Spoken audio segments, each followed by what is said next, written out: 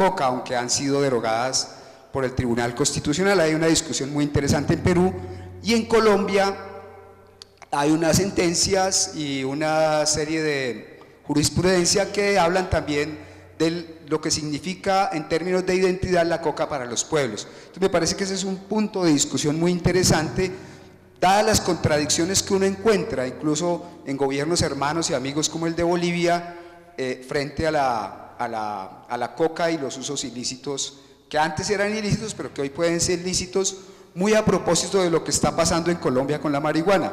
O sea, la marihuana siempre ha sido perseguida, y hoy se sacan unas normas dirigidas a que sea la gran industria, las transnacionales, a las que se queden con ella. Entonces, bienvenidas sus preguntas, no me han llegado ninguna, y vamos al final entonces a dar el debate sobre ese punto específico.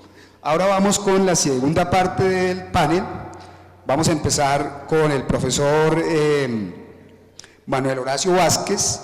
Él ha hecho un trabajo de doctorado muy importante, que es su libro, que es como la historia de la coca, una recopilación bibliográfica supremamente importante, supremamente interesante, pero vemos que está poco difundida su obra. Doctor Manuel, le agradecemos su presencia, fue una fortuna encontrarlo, lo encontramos en Colombia, y muy bienvenido, muchísimas gracias por su presencia. Bien, buenos días a todos. Quiero dar mis agradecimientos a los organizadores del 7º Foro Internacional de la Hoja de Coca, Marianne Dowes, Dora Troyano, Berenice Adriansen, Mariel Cabiezas, Anthony Hedman y Ricardo Soberón. La propuesta o la presentación a la cual yo quiero hacer referencia en esta invitación es simplemente compartir con ustedes algunas reflexiones que a lo largo de mis estudios he tratado de hacer sobre la hoja de coca, teniendo de antesala la precaución de comprender que mi aproximación ha sido a nivel teórico, es decir, que me he concentrado esencialmente en el trabajo de todas las publicaciones hechas a lo largo de 500 años en el mundo occidental, y a través de allí sacar los diferentes patrones que eventualmente se han presentado a través de todas esas aproximaciones. Es allí donde tomo la base para poder compartir con ustedes estas 6 reflexiones, que las cuales las pongo a su consideración. La primera, la hoja de coca ha sido un tema de constante actualidad.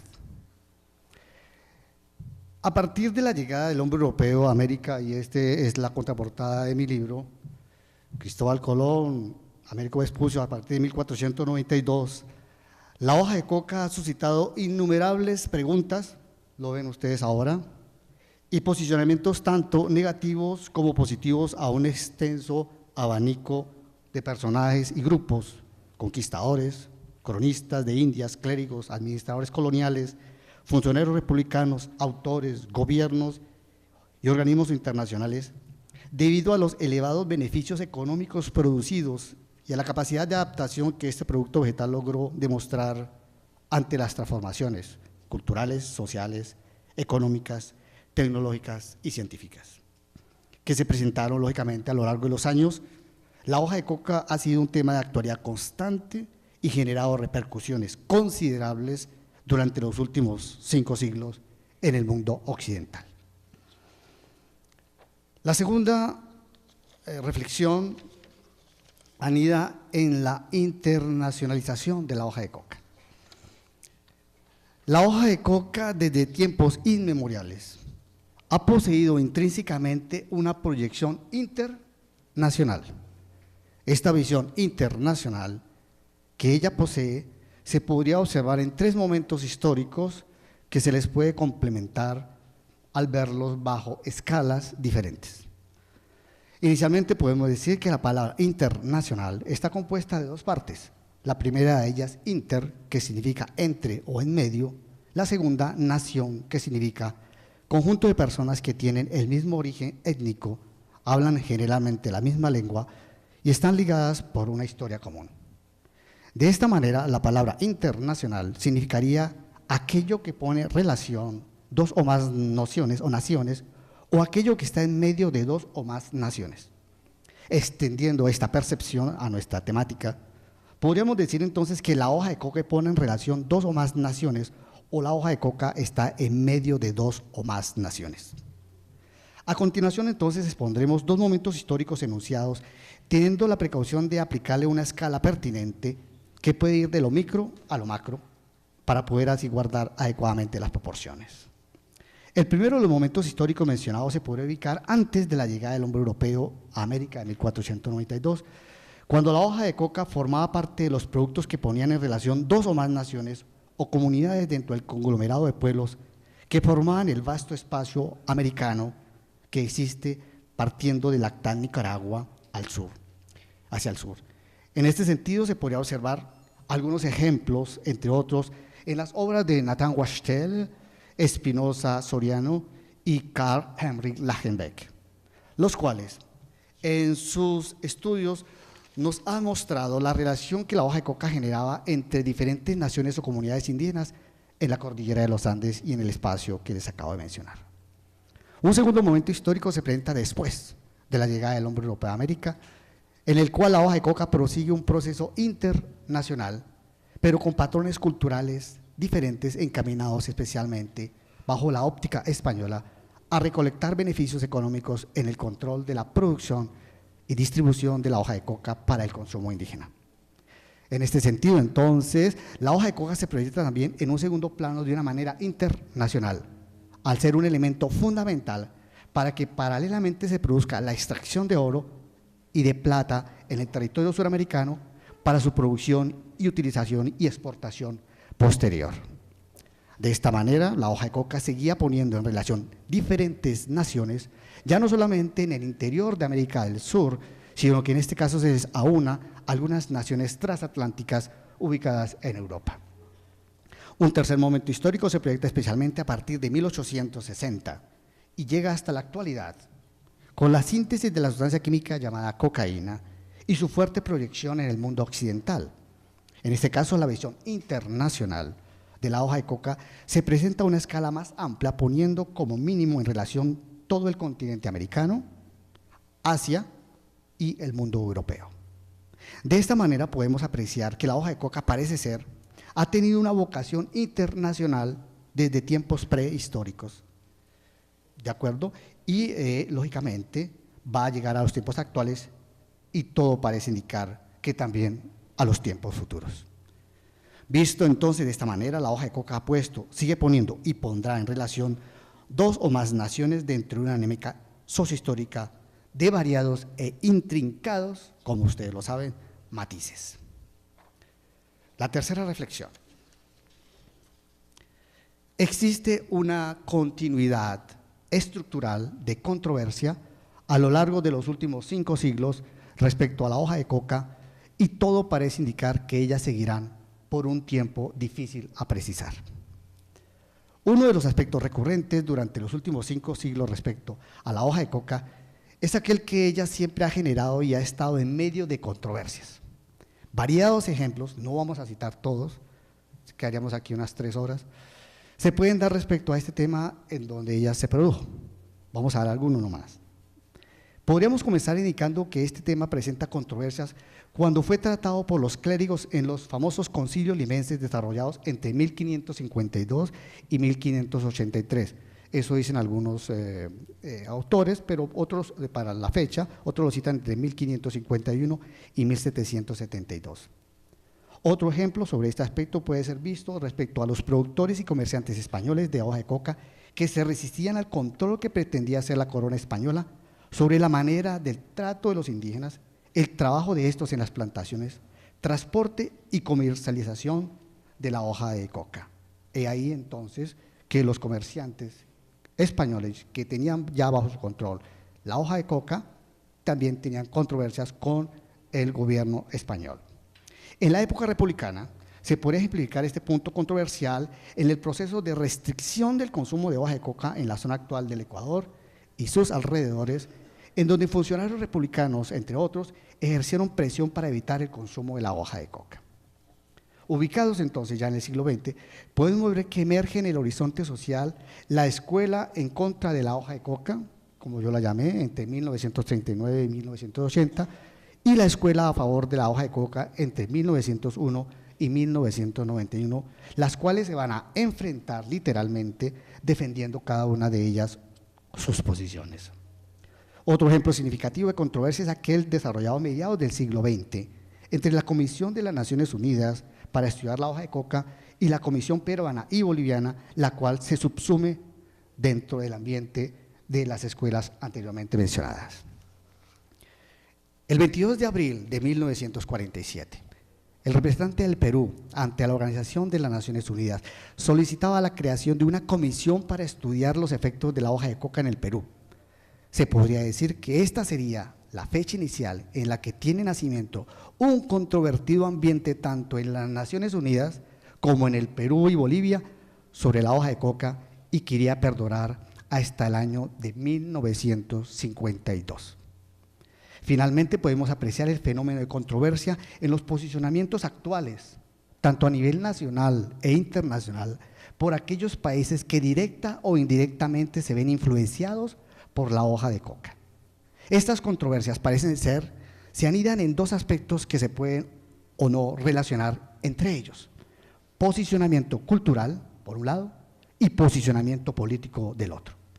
Estos dos posicionamientos, cultural y político, de los observadores, tanto extranjeros como coterráneos, frente al cultivo, producción, comercialización y consumo, utilización de la hoja de coca, generan un impasse que deja un vacío. Esto produce un desafío y expectativas que restan a dilucidar. Visto de una manera global, se podría entonces decir que las controversias respecto a la hoja de coca comienzan tempranamente en el mundo colonial español en América del Sur. Estas controversias prosiguen con las opiniones de los viajeros ilustrados entre 1700 y 1860, que se enlazan con aquellas que se presentaron cuando se realizó la asimilación directa entre la hoja de coca y la cocaína entre 1860 y 1901. A partir de ese momento, las controversias van a perdurar y a radicalizarse dentro de esta óptica, atravesando todo el siglo XX y llegando a proyectarse hasta la actualidad ante los, entre comillas, nuevos fenómenos sociales de drogadicción y comercio de estupefacientes en el mundo occidental. Todo parece indicar que las controversias en torno a la hoja de coca después de 5 siglos no han acabado y las acciones y reacciones seguirán presentes por un tiempo que por el momento nos es difícil determinar. Cuarta reflexión: la utilización pragmática de la hoja de coca. La hoja de coca a través de las épocas, antes y después de la llegada del hombre europeo a América, ha sido utilizada de una manera pragmática para adquirir fines económicos. Esto no es exclusivo, sino incluyente, es decir, es un aspecto solamente que yo trato porque pueden haber otros más. La hoja de coca ha sido utilizada de una manera económica por parte de grupos indígenas a lo largo de la prehistoria de América del Sur y parte de América Central. Este aspecto no lo dejó de lado tampoco el Imperio Inca, que también trató de monopolizar la producción de este producto, aunque no lo haya logrado plenamente. Un aspecto recurrente que se puede intuir gracias al estudio historiográfico de la hoja de coca es muy probablemente la utilización pragmática que se hizo de este producto natural para obtener beneficios económicos por parte de grupos de poder durante los últimos 5 siglos que pudieron haber tenido contacto de una manera próxima o lejana con la hoja de coca. Esto se llevó a cabo ya fuese de una manera legal o ilegal, las dos palabras entre comillas, directa o indirecta, también entre comillas, y muchas veces a pesar de posiciones en contra, entre comillas, y de la hoja de coca en sí. Todo parece indicar que este fenómeno continúa en los albores del siglo XXI. Lo que hablábamos, más o menos, si me permite la expresión, en palabras de alguno de los expositores ayer, lo que significaría una doble moral. Aspectos de lo anteriormente expuesto se pueden ver, por ejemplo, por parte de la Iglesia Católica, la cual estaba en contra del consumo de la hoja de coca, pero recibía sus diezmos en este producto. De la misma manera, muchos de los productores, transportadores y comerciantes españoles no consumían hojas de coca por estar en contra de sus principios, pero la utilizaban para obtener cuantiosas ganancias económicas. En este mismo sentido se presentan las invitaciones de algunos viajeros europeos de los siglos XVIII y XIX para producir y comercializar la hoja de coca por sus grandes beneficios económicos, a pesar de que ellos estaban en contra de su consumo. En la actualidad, de esta manera, o de esta misma dinámica pragmática se proyecta. En este sentido, se tienen ejemplos múltiples en donde de un lado se ataca la hoja de coca, pero por el otro se consume una sustancia psicotrópica que tiene como uno de sus productos esenciales la hoja de coca y de la cual se extraen enormes beneficios económicos para el mundo occidental. Quinta reflexión: el olvido. El olvido por parte de los grupos de poder con respecto a los consumidores tradicionales de la hoja de coca ha sido recurrente a lo largo de los últimos 5 siglos. Un aspecto recurrente en el estudio de la hoja de coca a lo largo de los últimos 5 siglos es el olvido al cual se dejó voluntaria o involuntariamente a los indígenas y mestizos consumidores tradicionales de la hoja de coca para exponer su visión respecto al consumo de la hoja de coca. Aquello expuesto por el cronista Pedro Cieza de León en 1553, el gran cronista de la América del Sur, respecto a la pregunta de por qué ellos consumían la hoja de coca, parece ser, matices más, matices menos, que ha sido aquello que ha perdurado en los escritos. La hoja de coca hace sentir poca hambre y da gran vigor y fuerza. Es a partir de 1950 que trabajos antropológicos comienzan a exponer la amplitud del mundo mítico y social en el cual se encuentra la hoja de coca, y solamente a principios de 1990, que se podría ampliar según algunas conversaciones que ha hecho con el doctor Hurtado, los primeros síntomas de una organización indígena y mestiza que hace presente en los Andes, abarcando países como Colombia, Perú y Bolivia, con esta nueva expresión, o por lo menos parece una nueva etapa, de la historiografía sobre la hoja de coca pudo haber comenzado, y el foro en el cual estamos inmersos puede ser uno de ellos. Pero podemos también ver cómo se planteó en Ecuador, y en ese sentido resta la pregunta si en el Ecuador actual y los demás sitios la hoja de coca pudo haber sido olvidada como en este momento se presenta. Última reflexión en los pocos minutos que me restan: la visión política nacional e internacional. La hoja de coca invita a realizar esfuerzos intelectuales, sociales y políticos importantes para que esta temática pueda ser tratada de una manera ecuánime. La hoja de coca, observada a través de los estudios realizados, invita a pensar que ella tiene su prehistoria y su historia.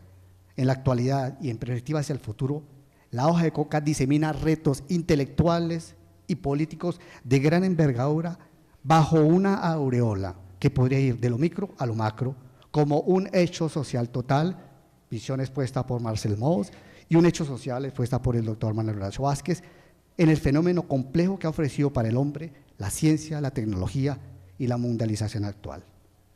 2 puntos de fuga parecen venir del pasado remoto en torno a la hoja de coca, atravesando el presente y proyectándose hacia el futuro.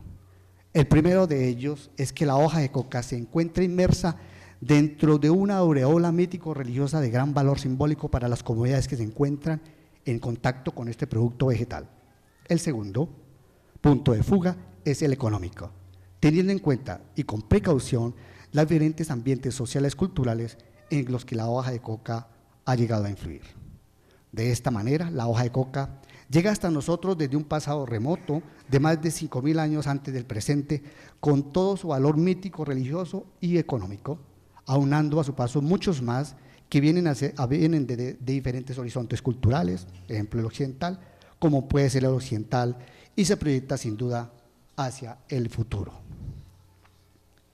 Ya como colofón, solamente me resta decir unas frases. La ruta de la hoja de coca no resta detenida ni en la prehistoria, ni en la historia, ni en el presente, pues ella prosigue su desarrollo hacia el futuro de una manera ineluctable.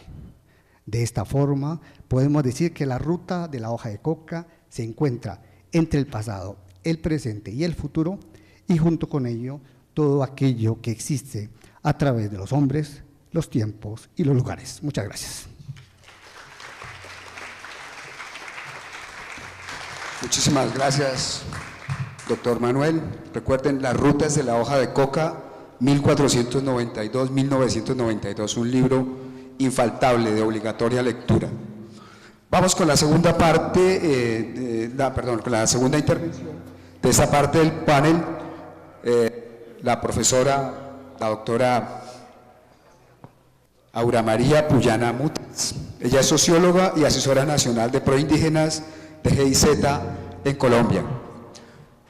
Bueno, muchas gracias por la invitación a los organizadores. Después de escuchar las ponencias del día de ayer y de hoy, siento y pienso que los que estamos aquí, todos, si no la mayoría, no somos del partido de los pragmáticos, sino del partido de los emergentes, que es distinto a marginales. Es decir, ese conjunto de gente que abre camino pidiendo lo imposible, para que después los pragmáticos puedan recorrer ese camino que se abrió con tanta dificultad, estigmatización y a veces sangre, para que los pragmáticos recorran ese camino y decidan las políticas públicas. En un momento en que el paradigma prohibicionista empieza a ceder paso al paradigma regulacionista, este evento en Colombia no podía ser más oportuno. Y creo que las razones de la oportunidad son tres. La primera de ellas es la aceptación de los decisores de política y del gobierno. Hemos escuchado al señor Santos varias veces, a veces incoherentemente, a veces contradictoriamente, de que la guerra contra las drogas en Colombia fracasó y que esa política de represión a la oferta, esa política de coca cero, que evolucionó desde la represión a la oferta de la droga procesada hacia los países del consumo, evolucionó hacia la represión al cultivo y a los cultivadores, no ha dado los resultados esperados. Los compañeros o los amigos Pedro, Mercedes, Dora, Fabiola, David, que me han escuchado dos frases pedagógicas varias veces, pues las van a volver a escuchar. Vayan siguiendo. El PowerPoint va a caminar solo porque si me pongo a mirar se me despelota la intervención. Entonces, le señalaba yo que hay varias frases que ejemplifican muchísimo esta situación. Y es una frase que yo encontré revisando documentos oficiales norteamericanos y que es de Richard Bennett, el primer zar antidrogas del gobierno Clinton, y que sacó esta frase: es más fácil destruir el panal que tratar de atrapar las abejas en el aire. Yo le he llamado la parábola de la colmena. Y con esa frase lo que se estaba señalando a finales, mediados de los 80, era que para el gobierno norteamericano era muy caro dedicarse a la interdicción aérea, marítima y terrestre por los 1.800 kilómetros de frontera con México, y que era mucho más fácil destruir el panal en el sitio donde el panal está, y ese eran los países de la oferta. Y en ese momento, cuando se dijo que eran los países de la oferta, se podía decidir entre perseguir las mafias y perseguir los cultivadores, y creo que salía más fácil y más barato perseguir a los cultivadores, aunque esto trajera efectos terriblemente fuertes a los derechos humanos y a la contextura democrática de los países. Colombia cedió completamente, a diferencia de Perú y Bolivia, completamente su soberanía, y con el argumento contrainsurgente adoptó el enfoque más duro de la represión a la oferta y cargó todos los dados contra los cultivadores. Los resultados están a la vista, van ustedes a irlo viendo. Después de 30 y 40 años de erradicación, Colombia es el primer productor mundial de hoja de coca, con 99.000 hectáreas nuevamente, similar al 2007, 656 toneladas métricas de cocaína según UNODC. Estados Unidos dice que tenemos 156.000 hectáreas, es decir, más que el año 2000 cuando empezó el Plan Colombia. Y este crecimiento en los datos oficiales 99.000 representa el 100% de incremento entre el 2013 y el 2015, concentrados en el 81% en Nariño, Putumayo, norte de Santander, Cauca, Caquetá. El 60% de la producción está en solo 10 municipios en donde vendrá la ofensiva de la erradicación y de la política antidrogas. Esta producción está a cargo de 74.500 familias, que fue el dato que encontré ayer, porque el gobierno en algún documento señala que 7.000 familias ingresaron entre el 2014 y el 2015 al cultivo. Es decir, que las potencialidades estructurales económicas y agroecológicas del país dan para que el incremento se siga dando. La dinámica del mercado, por supuesto, también. Y aquí hay un dato, este es oficial. ¿Por qué están creciendo los cultivos? Dicen que porque las FARC está presionando para después negociar. Creo que hay una dinámica de mercado muy clara. Fíjense ustedes que aquí, entre 2014 y 2015, la cocaína subió 4%, los precios, pero la hoja de coca fresca subió casi un 40%, el valor por el kilo. Es decir, que son dinámicas de mercado que un proceso de paz, una represión a la oferta no alcanza a eliminar tajantemente, porque el mercado tiene sus dinámicas y los factores de la producción se mueven local, nacional e internacionalmente. El segundo factor por el cual este evento es provechoso es porque la coyuntura colombiana, el gobierno colombiano, bueno, y aquí hay se fumigó muchísimo y se aplicó algo que yo he venido explicando, y es una lógica silogística de la política norteamericana, que es la siguiente. ¿Por qué se destruyen los cultivos? Porque se confunde el principio psicoactivo natural de la planta con el principio activo o motor del narcotráfico.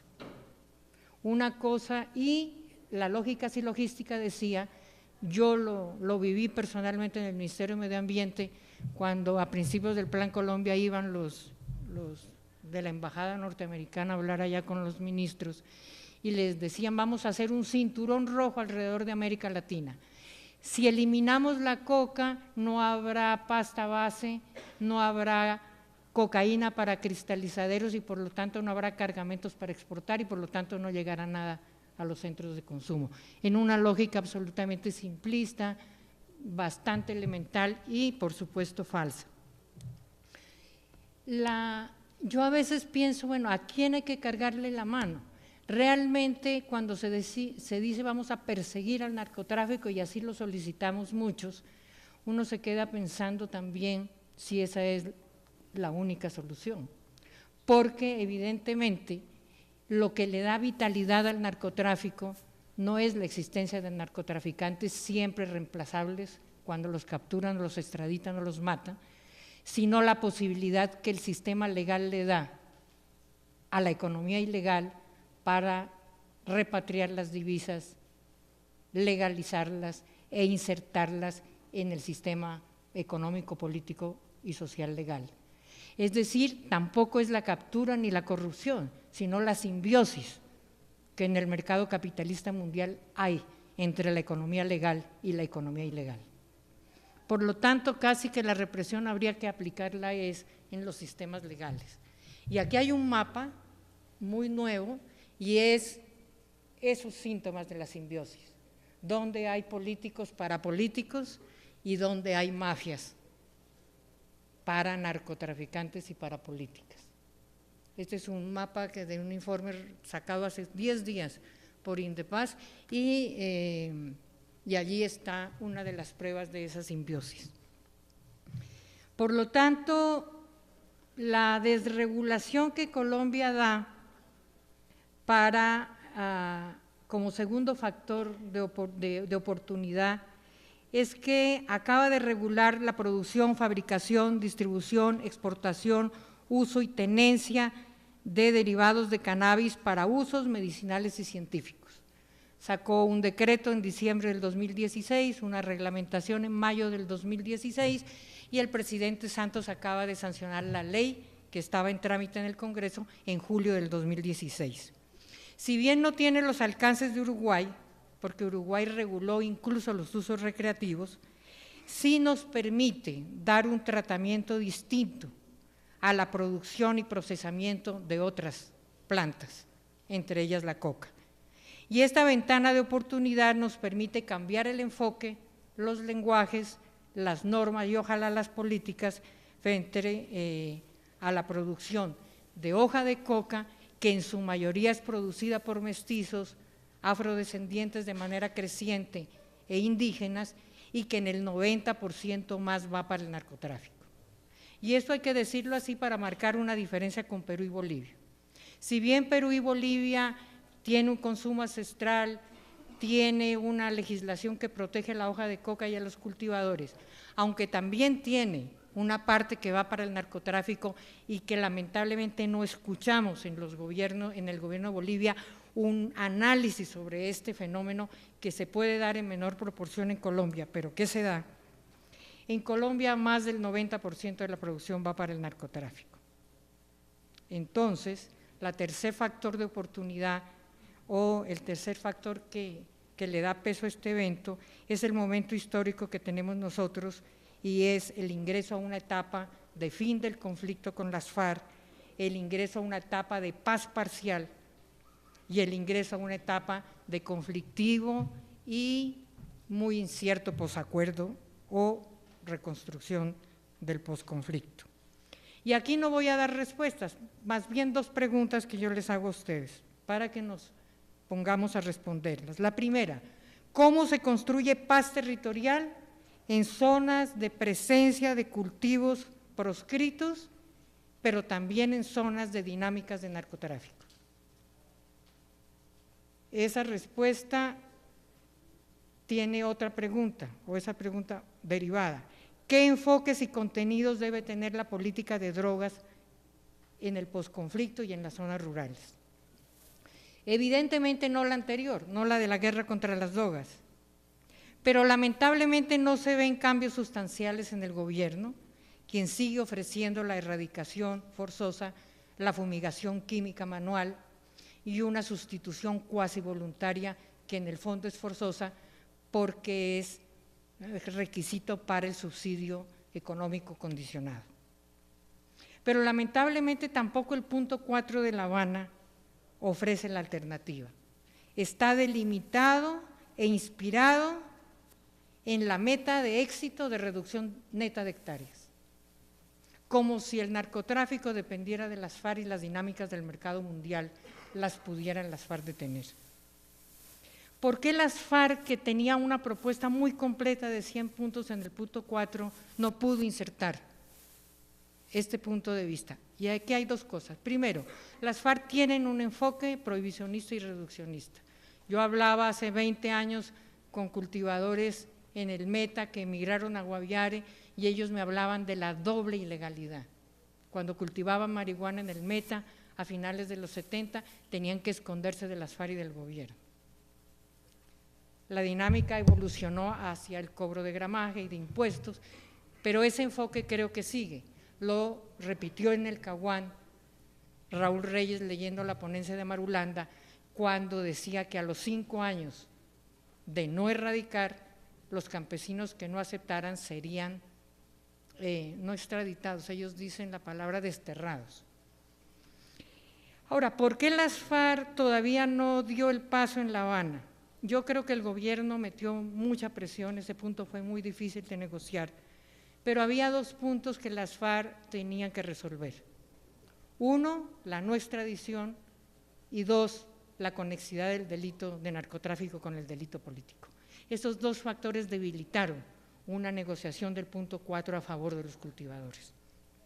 Entonces ingresamos a una situación muy endeble y muy incoherente, un proceso de paz que tiene el tema de drogas y de cultivos en el centro, pero que no tiene una alternativa clara desde el punto de vista de la construcción de paz territorial en zonas de las que le señalaba.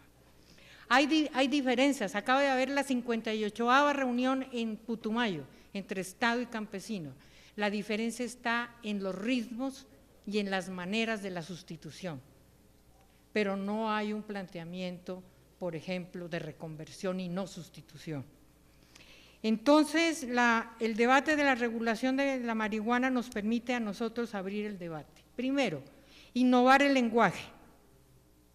Los cultivos no son lícitos o ilícitos, sino que los cultivos tienen nombre, son de coca, amapola y marihuana. La tipificación de lícito y de ilícito hace parte del orden jurídico dominante. Y nosotros debemos construir nuestros propios lenguajes o por lo menos no tenerles los calificativos. Segundo, nos permite descriminalizar el cultivo y a los cultivadores. Tercero, nos permite buscar dos opciones de reconversión. La reconversión hacia los usos industriales, alimenticios y benéficos de la coca, los que quieran hacerlo. Aquí nos tocaría hacer un análisis de mercado, de dimensión de ese mercado, y el otro es una reconversión regional y territorial hacia otros renglones productivos, según la vocación del suelo, según las potencialidades económicas y según las decisiones y voluntad de las comunidades. Y también haciendo un estudio de sostenibilidad de las ofertas productivas distintas. Pero ¿cuál es la condición indispensable para que esto tenga éxito? Algo que no veo en las negociaciones entre gobierno y el movimiento cocalero, es la simetría en la concertación. Por eso la primera tarea de la gente que estamos en los sectores sociales, me parece a mí, es generar simetría en la concertación entre productores y el Estado. Y esto no solo se resume en nuevos lenguajes, el campesinado tiene que autodefinirse y no tiene que autodefinirse como un campesino clandestino que cultiva algo ilícito y está en la ilegalidad, sino simplemente, sin mayor apellidos, como un productor agrícola de coca, amapola y marihuana. Si nosotros nos definimos así, vamos a establecer una mayor simetría en la negociación con el Estado.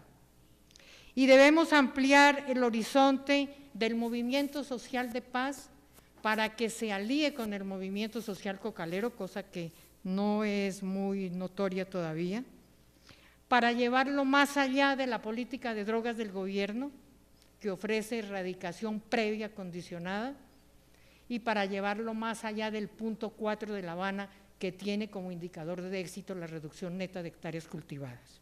Es decir, que debemos construir políticas públicas desde lo social, que debemos construir políticas desde abajo y por lo tanto, como hice al comienzo de mi intervención, tenemos que volver a pedir lo imposible.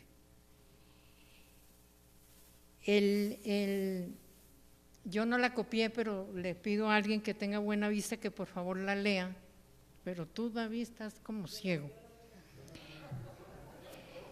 Siempre termino con esta frase porque si algo debemos aprender de Bolivia es el concepto de autorregulación, la existencia de sindicatos cocaleros, la concertación, pero también la defensa de la hoja de coca, que creo que en Colombia tenemos que darle un giro porque aquí el 3.8% es población indígena y la dinámica es distinta.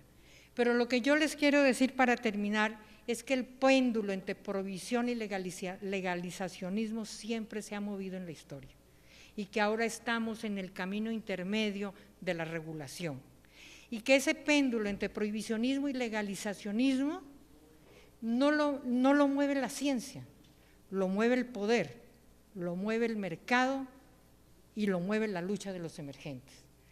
En el siglo IV, San Juan Crisóstomo volvió a revivir una discusión que antes San Juan Bautista, que era un conservador terrible, tenía con la uva, el vino y los borrachos. San Juan Bautista quería erradicar la uva porque era el mal, el germen de la beodez.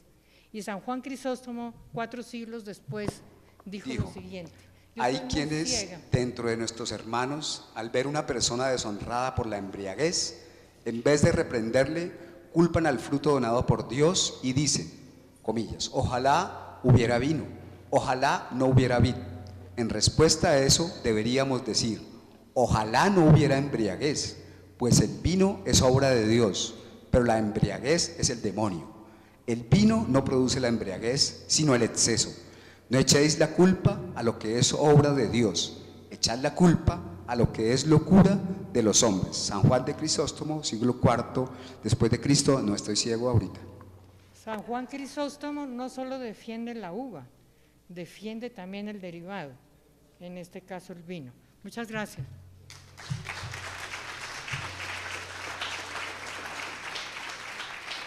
Bueno, seguimos, muchísimas gracias Aurita, además por el respeto del tiempo.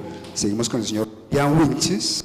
Él es investigador asociado de la Fundación Ideas para la Paz y es director de la política de drogas del Ministerio de Justicia y el Derecho de Colombia.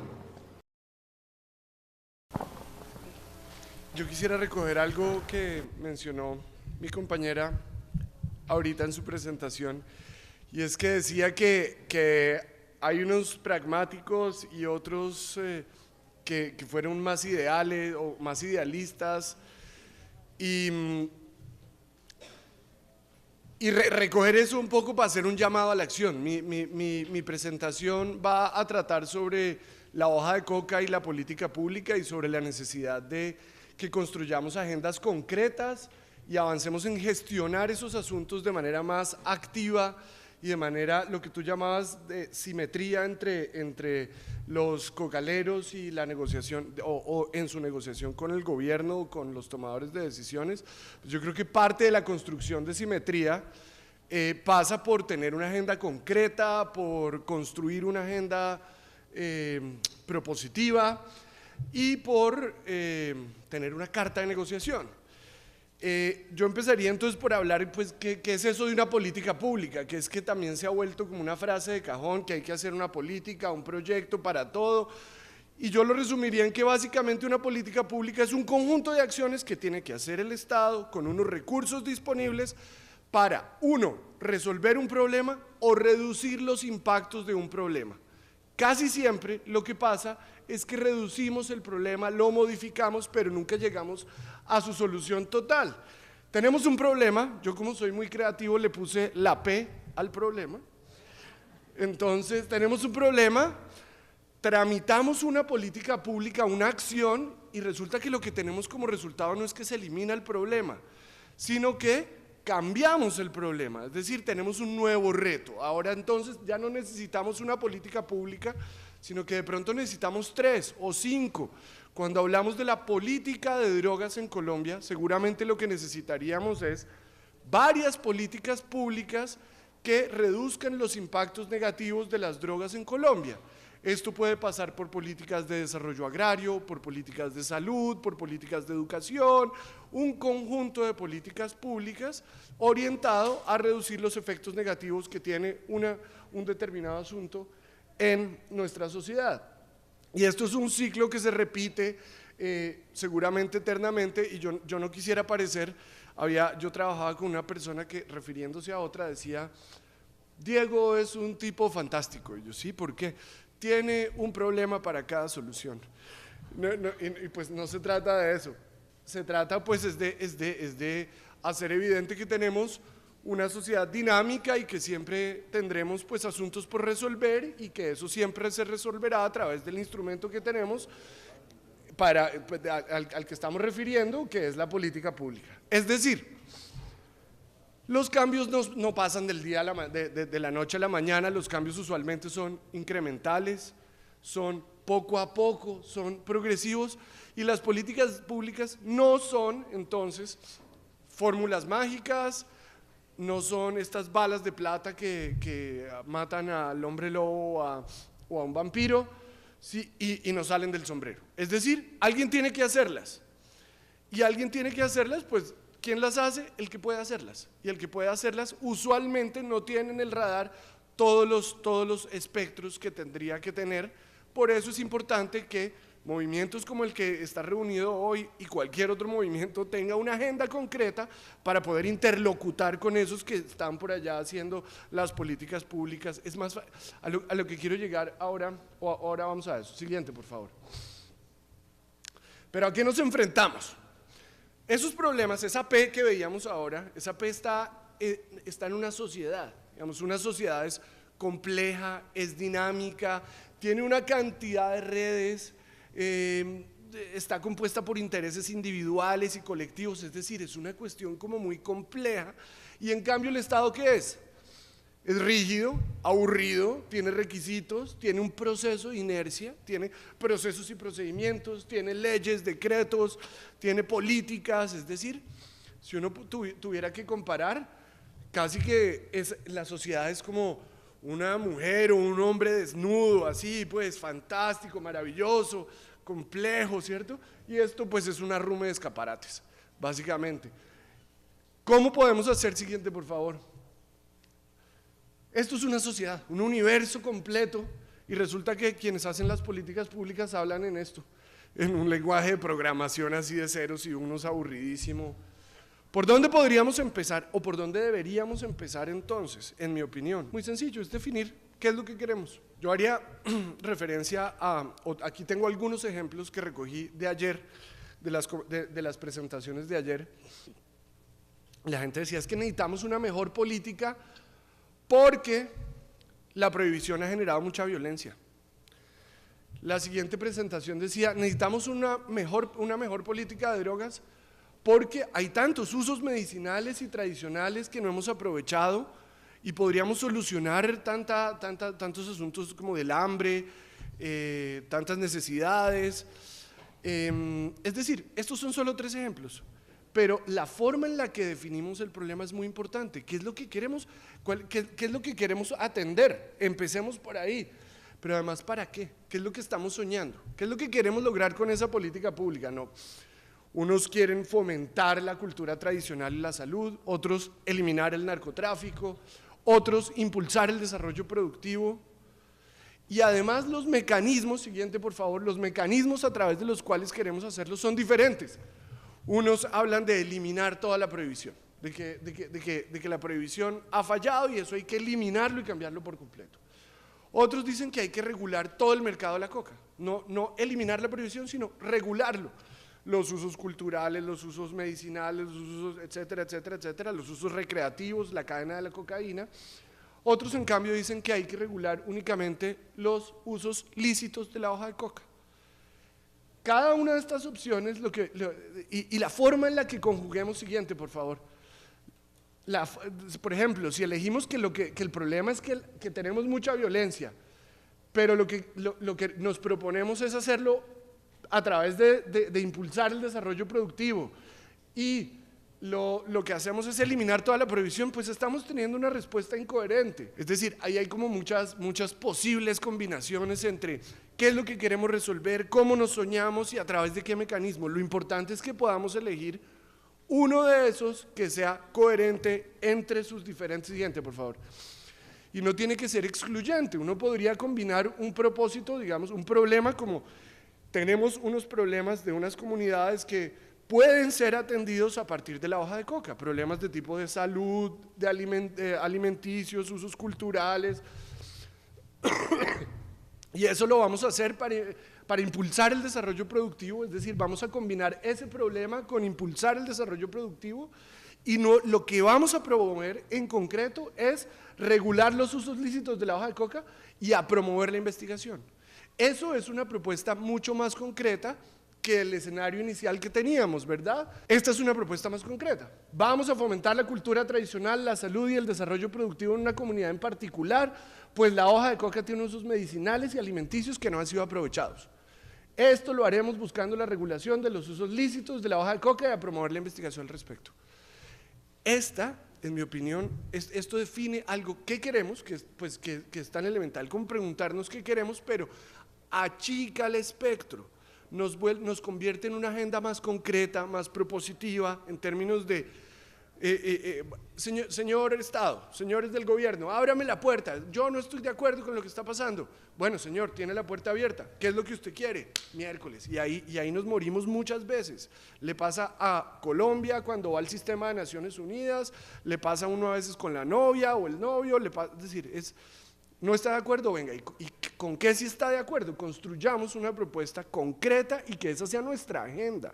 Seguramente en un movimiento tan diverso, en estos días hemos visto presentaciones muy diversas, heterogéneas, muy respetuosas todas entre los diferentes puntos de vista, pues seguramente tendremos muchas propuestas, 10, 15, habría que escoger 2 o 3 y que sea la agenda concreta que vamos a impulsar de cambio. Es decir, empezamos un poquito a convertir eso que somos tan diversos y tan interesantes, pues en ese lenguaje un poco más aburrido que habla el Estado de ceros y unos y programaciones. Yo quisiera hacer una reflexión final, y es que el mundo está lleno de buenas ideas, pero ¿cuál es la mejor de las ideas? ¿Tú qué dices, Merian? ¿Cuál es la mejor de las ideas? Implementar una buena idea, en efecto, esa es la mejor de las ideas, pero eso solo lo hacemos, es decir, es como un llamado a la acción, ¿verdad? Mi presentación a partir de tener una propuesta concreta. Yo creo que, y ahí termino, pero tengo 4 cositas adicionales que mencionar. Yo creo que cuando uno tiene una propuesta, entonces puede convertir todos esos ceros y unos en una forma de seducción al Estado. Lo primero, como uno seduce a su pareja, mírame, ¿sí? Como algo muy potente, tengo una buena idea, tengo una idea muy poderosa, mírame, ¿sí? Eso es lo primero. Entonces yo ya tengo una idea, hey, en el Cauca tenemos un tal potencial para desarrollar los usos lícitos y por eso promovemos esto, tengo una gran idea. Lo siguiente es, ¿estoy lo correcto, Maldonado? Lo siguiente después del mirarme es, bueno, ¿cuál es la propuesta? Aquí la tengo, ya la tengo construida. ¿Cierto? Que es como, bueno, ya te miré, ¿ahora qué? No, ahora ven y bailamos. Ah, bueno, y ahora que bailamos, ¿qué es lo siguiente? Demuéstrame que puedes bailar. ¿Sí? ¿Es el tercer paso? ¿Estoy lo correcto? ¿Sí? Entonces, mírame, ¿cuál es la propuesta? Y demuéstrame que puedes probar eso. Es decir, ven a ver qué tienes. Y lo cuarto, recuérdame. ¿Sí? ¿Qué es lo último que yo voy a hacer? ¿Cómo voy a salir de esa experiencia? Yo voy, señores del gobierno, aquí está, mírenme, tengo esta idea poderosa, aquí está mi propuesta, está bien sustentada y lo hice bien además, lo implementé después bien. Me van a recordar me van a invitar, me van a aceptar la segunda salida, vamos a salir a volver a salir. Yo diría que ese es como un tip de seducción frente a ese Estado, frente a ese arrume de escaparates que es el Estado. Yo creo que hay algunas oportunidades y si bien eso representa riesgos para gestionar este asunto, pero yo creo que el proceso de paz es un momento de diálogo, de apertura, digamos, todo eso es lo que se está acordando, representa una oportunidad para gestionar una agenda concreta. Creo que hay oportunidades, alguien lo mencionaba también en nuestra ley, la ley 30 de hace 30 años ya habla de los usos tradicionales, científicos, medicinales de las plantas, la jurisprudencia sí lo reconoce. Y finalmente, mi recuérdame, es una llamada a la autocrítica. Uno siempre se puede ver al espejo, siempre. Y cuanto uno más elimine sus propias contradicciones, más legitimidad va a tener con sus interlocutores. Y esa mirada al espejo, yo creo que es necesaria en todo movimiento. Y el movimiento cocalero, voy a poner un ejemplo, tiene una grandísima contradicción en el discurso ambiental. Entonces, promovemos digamos, las buenas prácticas, tenemos un discurso muy ambientalista alrededor de la hoja de coca, pero en nuestros cultivos de coca utilizamos una cantidad de agroquímicos, no estoy diciendo que todos, pero en general podemos encontrar ese tipo de contradicciones. Cuantas menos contradicciones tengamos, vamos a tener una propuesta y una capacidad de negociación más poderosa. Muchas gracias. Muchas gracias, Julián. Nos cedió algunos segundos. Vamos entonces a discutir. Miren, el resultado muy interesante es haber puesto estas dos lógicas en la continuidad temporal, digamos, y pues esperamos sus preguntas. Vamos a hacer la ronda de preguntas y luego procedemos a que las personas contesten. Bueno, una es, ¿cuál es la estrategia diseñada a nivel de los campesinos e indígenas para que se legalice la hoja de coca como materia prima para la industria, agroindustria y farmacéutica? ¿Existe algún monopolio o de cómo controlar el monopolio por parte de la en Bolivia? Esto para la compañera diputada. Bolivia es, ¿cuántas hectáreas de hoja de coca se estima necesitan para el mercado legal en Bolivia? Un estudio de mercado dice que tan solo 47. ¿Qué hacemos con las 8.600 que hay en el Cauca y las 96.000 en el país? Para la diputada, ¿existe una industria de la coca en Bolivia? La ONUDC monitorea los datos, debe ser de cultivo o algo así. ¿Hay un mercado de la coca? ¿Cuál es el volumen de producción, los precios? ¿Hay un monitoreo de la lucha contra el narcotráfico? ¿Hay un monitoreo en la erradicación de coca? ¿Se produce cocaína en Bolivia? ¿Se consume drogas? Creo que algunas de esas cosas quedaron respondidas en la intervención. En Bolivia, después de la legislación de la coca, como práctica ancestral, se han realizado estudios que sustenten los beneficios y que ayuden a demostrar para que otros países puedan tener esta soberanía sobre cultivos alrededor de la coca. Bueno, ahora me preguntan los compañeros de NASA sin 3 minutos si me dejan micrófono para comentar un poco algo de Calota. Soy NASA, Cocannabis. Vamos a ver si después de las preguntas creo que se podría abrir el espacio.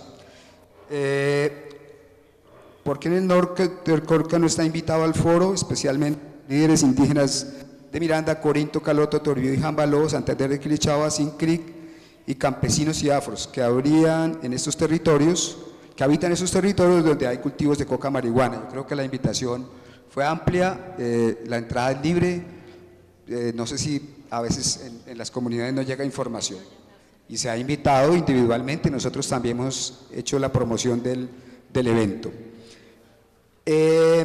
Bueno, esa es una. Otra, se piensa que la regulación podría aumentar la violencia para conseguir clorhidrato de cocaína base, dado que la industrialización de esta se podría, doy esta idea problemática en la sociedad, a todos. Si la comercialización e industrialización de la coca, yo les agradezco que tomen nota de cuáles consideran que podrían ser las respuestas que ustedes podrían agrupar. Si la industrialización y comercialización de la coca o la marihuana resuelve problemas económicos de los cultivadores, como han hecho el narcotráfico en Colombia. ¿Qué ventanas de oportunidad piensan ustedes, o dije exigen, pero piensan que abrirían con el punto 4 de La Habana? ¿Cuántas hectáreas de coca se estima en el mercado legal? Ya no, este ya lo leímos. ¿A qué se le puede atribuir a que primero se logró la legalización medicinales de la marihuana y no lo ha logrado en el coca? Nota, si se han realizado en 7 foros de la hoja de coca y no conozco ni una acerca de la marihuana. ¿Cuál es la estrategia diseñada a nivel de los campesinos e indígenas para que se legalice la hoja de coca como materia prima para la agroindustria y la farmacia? ¿Ha desaparecido o desactivado las FARC? ¿Qué significa para los campesinos cocaleros? ¿Ahora serán perseguidos? Creo que esas son todas, espero no haber olvidado ninguna. Entonces, ustedes espero hayan tomado notas para responder las preguntas. Entonces, les agradezco si tomaron nota de las preguntas, que se dé curso a ellas. ¿Ya están? Listo. Entonces, vamos como máximo 3 minutos por comentarista sobre el tema. Compañera diputada, que usted tiene la mayor cantidad de preguntas. Bueno, muchas gracias. Una de ellas dice: ¿qué medidas concretas ha hecho el gobierno de Evo Morales para defender a los cultivadores de hoja de coca?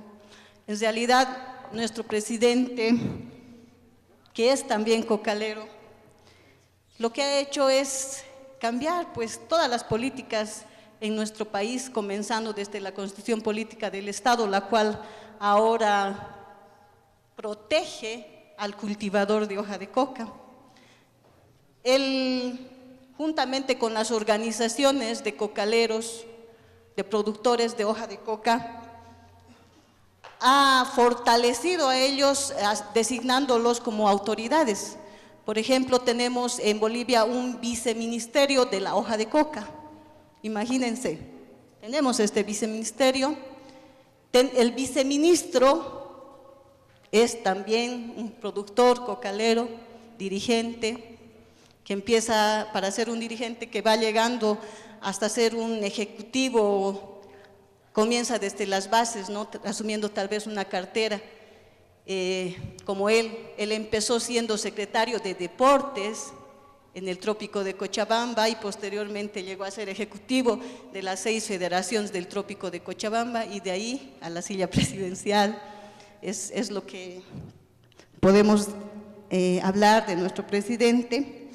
Y con respecto a la defensa de los cultivadores, todas las políticas con relación a ellos se han fortalecido como hace rato en la exposición yo explicaba, haciendo hospitales. Recientemente, hace un mes, se inauguró el hospital para los cocaleros, exclusivo. Se han hecho escuelas, hospitales en los 2 departamentos que son productoras de hoja de coca. Yo creo que políticamente Bolivia ha avanzado mucho en este tema de la protección al productor, con las políticas públicas que se tienen implementadas en nuestro país. Gracias. Otro decía, ¿cuánto de coca cuánto de coca se necesita en Bolivia? Había hablado en la exposición que son 20.000 hectáreas el techo que se ha propuesto el gobierno. ¿Por qué? Se ha hecho hace años atrás un estudio en el cual se ha visto que para el consumo tradicional se necesitan 13.705 hectáreas de coca para consumo tradicional y se planteó este techo de 20.000 con el propósito de esa diferencia sea destinada a la industrialización. Por eso es que nosotros como país tenemos este principio, ¿no? Que la verdadera lucha contra el narcotráfico es que nosotros podamos al mundo entero exportar productos derivados de la hoja de coca de manera legal. Esa es nuestra propuesta ahora, nuestra lucha como país. Gracias. Gracias, compañera. ¿Quién se anima? Doctor.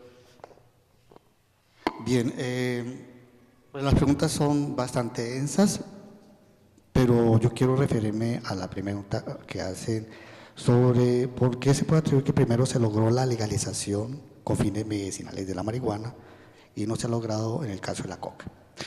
Bueno, yo me atrevo a avanzar esta teoría, esta hipótesis, es que la legalización como tal entra dentro de los patrones culturales de los cuales las personas piensan que es legal y que no es legal. Eso no influye dentro de un ambiente imperialista, político o personal. Eso es natural dentro del ser humano, que aquello que es diferente a nosotros por naturaleza, no radicalmente, sino por naturaleza, tratamos de tener precaución ante ello. En ese sentido, entonces, la legalización ordena o conlleva una visión cultural que se manifiesta en visiones políticas y después de unas maneras legales en las leyes que se manifiestan. Si lo vemos en ese sentido y vemos ahora la situación actual del mundo, la dominación que ejerce Estados Unidos sobre el mundo en general es evidente. En ese sentido tienen ellos un patrón cultural determinado que invita a que esa legalización sea vista desde su punto de vista. En consecuencia, si un ambiente o si un aspecto medicinal o un elemento natural entra dentro de sus patrones culturales, ellos lo van a lograr asimilar y van a empezar a generar propuestas debido a que ya ha sido asimilado o que ha sido probado. Y por esa razón empiezan no solamente a asimilarlas, sino a imponerlas o a distribuirlas al mundo que lo circunda, al mundo periférico. Entonces, en ese sentido, como hemos visto, la marihuana históricamente se ha tratado en muchas culturas en el mundo, pero hasta ahora la cultura dominante la ha tratado de asimilar y la logra asimilar y empieza ese proceso histórico o sociológico o sociohistórico. En ese sentido, por esa razón la marihuana logra sobrepasar ese limbo legal y se distribuye a lo demás. Y la hoja de coca no ha logrado, a pesar de todas las evidencias, hacer ese proceso.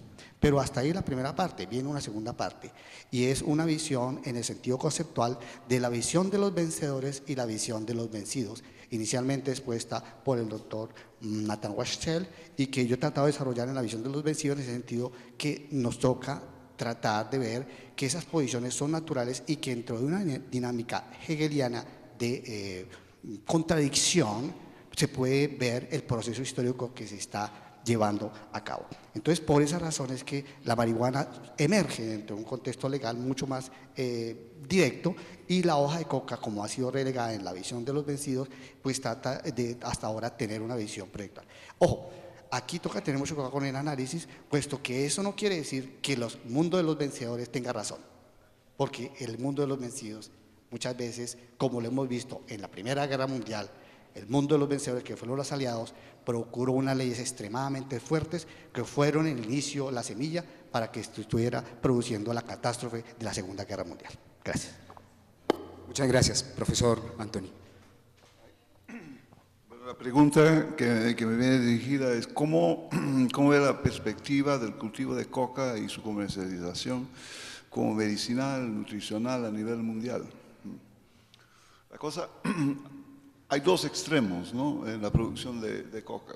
Por un lado, digamos, el extremo monopolio que fue ensayado y tuvo mucho éxito en la producción de cocaína en las colonias holandesas entre 1910 y 1930, más o menos, cuando detenían el monopolio más o menos mundial sobre la producción de cocaína, y donde eran grandes haciendas tecnificadas con gran apoyo agronómico, científico, etcétera, ¿no? Eso sería un modelo, ¿no? El opuesto, digamos, diamétricamente el opuesto, es la forma en que sobrevive la coca en el Huila. En el Huila la gente casi no mambea, pero en muchos pueblos del Huila se encuentra de vez en cuando una mata de coca aquí y allá, cerca de las casas, y la gente lo utiliza eventualmente como planta medicinal. Entonces, esos son los dos extremos, ¿no? Plantaciones de 10.000 hectáreas controladas por un solo dueño, o una sola mata en el patio de una casa. Entre estos dos extremos existe el modelo, digamos, actual campesino, de producción en escala de media hectárea, 1 hectárea, que es, a mi ver, ¿no?, la escala más adecuada, porque el cultivo de la coca requiere cierto conocimiento, es más eficiente cuando se hace en una escala determinada. Y ahí entonces la cuestión se vuelve dónde se van a localizar, ¿no?, estas unidades de pequeña producción campesina.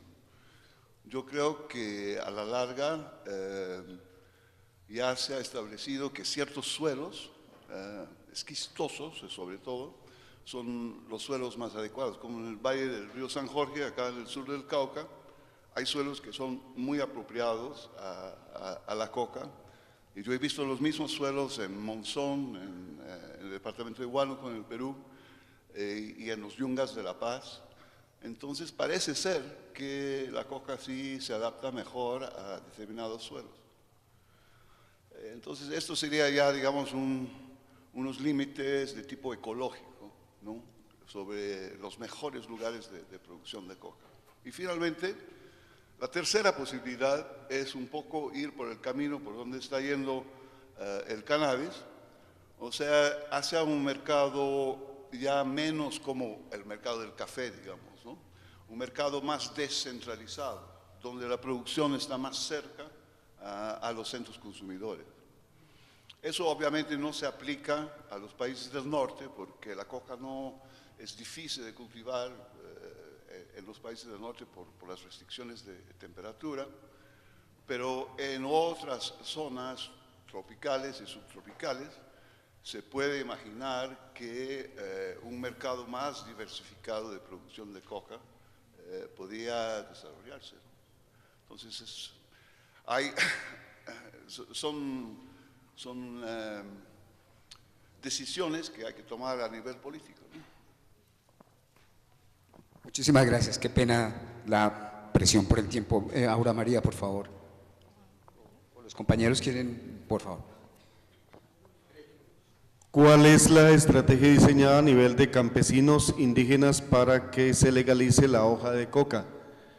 Esto va a ser un camino cuesta arriba, lloviendo y embarrado. Primero, no hay estrategia diseñada, pero quisiéramos plantear algunos elementos de esa estrategia. Primero, fortalecer todas las iniciativas que hay de usos medicinales, culturales, nutricionales de la hoja de coca y hacer que esas iniciativas se encuentren y fortalecer las experiencias locales, todo lo que nos explicaba Ernei del mambeo, primero. Segundo, creo que nuestra compañera nos dio un elemento clave, es fortalecer la articulación del movimiento social por la paz con el movimiento cocalero para redimensionar el problema en el actual contexto de acuerdos con la FARC y en la inminencia de una fase pública del gobierno con el ELN. Ahí creo que eso va a ser muy importante en Colombia frente a tratar de que se rompa la línea prohibicionista, ¿cierto?, y la línea de la línea política que Colombia ha asumido pues con Estados Unidos en este tema. Y lo tercero es mantener la línea de diversificación, la línea agroecológica y de hermanamiento con el medio ambiente de los cultivos. Entonces, dar como esos elementos que creemos que pueden jugar en la estrategia. De acuerdo con la tarea de construir una agenda colectiva de todas esas experiencias del movimiento cocalero en el país, etcétera, que no la tenemos en este momento. Muchísimas gracias además por el tiempo. Aura María y terminará. Bueno, yo tengo dos preguntas medio complicadas. Una es algo que ya se explicó, ¿qué ventanas de oportunidad se abren a los cocaleros con el punto 4 de La Habana? Y la otra, con la desaparición de las FARC, ¿los campesinos cocaleros ahora serán perseguidos? Bueno, yo estuve en Guaviare, estuve en Tumaco y en el norte del Cauca, y la situación, para empezar a hablar de cosas concretas, no es nada fácil. Por ejemplo, en Tumaco, cuando hay un crecimiento del precio de la coca de 40% en un año, ¿cuál gobierno y cuál FARC van a cambiar esa dinámica de mercado? Hay unas comunidades allá indígenas que crecieron en algunos resguardos hasta el 100% de la producción de hoja de coca entre el 14 y el 15. Y no tienen el músculo social como para hacer una defensa como la pueden hacer otras comunidades indígenas de sus demandas. Y también hablamos con gente de comunidades negras y nos decían, pues si las FARC vienen con armas y nos dicen que arranquemos, arrancamos. Pero dentro de 2 años van a venir sin armas y les diremos otra cosa. Otros nos decían lo siguiente, el gobierno cree que viniendo acá y hablando con nosotros vamos a resolver todo lo que las comunidades hacen. Tampoco nos hacen caso. La Coca Grande está a 3 días de camino de la sede del Cabildo. Casi los gobernadores no llegan hasta allá, pero si llegan tampoco les van a hacer un caso total, y el gobierno cree que yendo a Tumaco y hablando con 4 líderes el problema se resolvió porque ellos asumieron el 100% del compromiso. Ese es un ejemplo. Y el otro es que por más señales que les den, mejor empiecen a erradicar antes de que lleguen los otros y les erradiquen a la fuerza. Realmente no hay las alternativas en muchos territorios para hacer una reconversión rápida. Es decir, la reconversión productiva no puede ser contrarreloj ni para satisfacer el paso de los satélites anuales en diciembre, ni para satisfacer un mejor informe de Naciones Unidas, ni la certificación norteamericana. Tiene tiempos mucho más largos que esas prisas políticas. ¿Cuál es la ventana de oportunidad?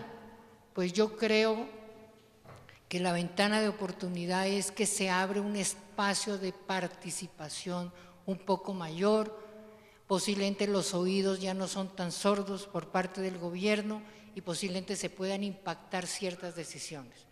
El grave problema es que estamos todavía circunscritos por el paradigma de represión a la oferta y de reducción neta de cultivos. Y hay muchos hilos rojos que el gobierno pone y dice, de aquí para allá no se puede discutir. Entonces, una de las tareas es cortar esos hilos rojos y generar un avance en la agenda.